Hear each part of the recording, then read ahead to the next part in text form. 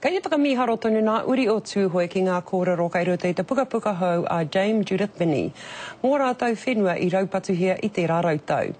I te rewanga mai o te pukapuka e kia nei ko Encircled Lands, ka tapaia a Dame Judith e tūhoi ko tō mairangi o te aroha.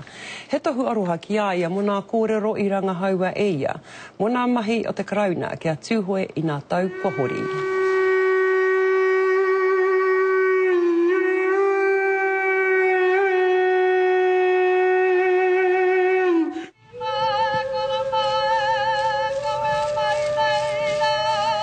Tiki nātu e tahi kōrero kārite mōhio whānuitia.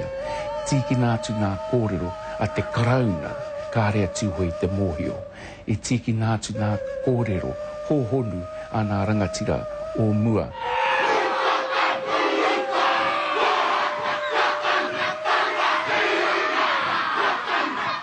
Whakamara mai ia, pēhana tā whakaro a te karauna. I tāna i wana mahi raupatu o ngā whenua a ngā tūhoi.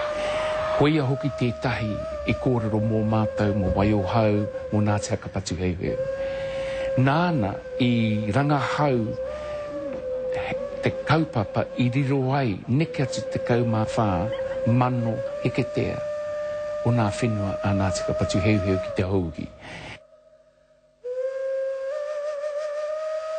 I tēnei wā e haere nei tātou ki te whakauti a tātou kreme ki te karauna.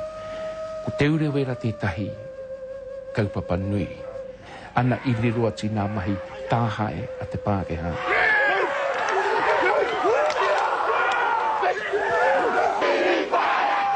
Koira te moe a te wawata kia hoki mai a te urewera kia tātou kia nāi tūhoi. Tēnei wā e toru ngā rōpū, ko te karauna, ko te kotahi atu he ana, ko te huna kai waho o e rātu momo kōrero, ko te umutaoro, ko mātau.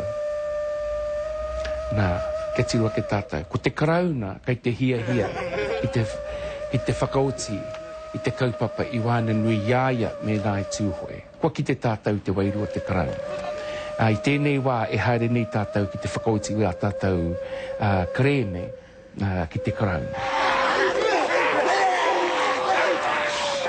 Kua whakawhitia te tahua kia nāi tūhoi, te kotahi a tūhoi kia te, kua tahia nā kreme, tuatai, kua tahia nā hapu ki te taha. Nā koe rā te raruraru, tāia te kimi i te rongoa, tāia te rangahau te huarahi. Kāre e tikāna ma te nuina hai tāmi i te huna pakupaku. Nā te mea ki te he mai, te mahi a te nuina, ka he tonu te kaupapa. Ko tā te umutaoro e kimi ana, kia tika te whakahaere o nā kaupapa. Nā kā ki tei tātou, haua tātou e whakapono atu ki nā kōrero te karauna. Ai, he ture i tēnei wā, he ture anō kai te haramai. Ko ai kā hua, ko ai kā tohu.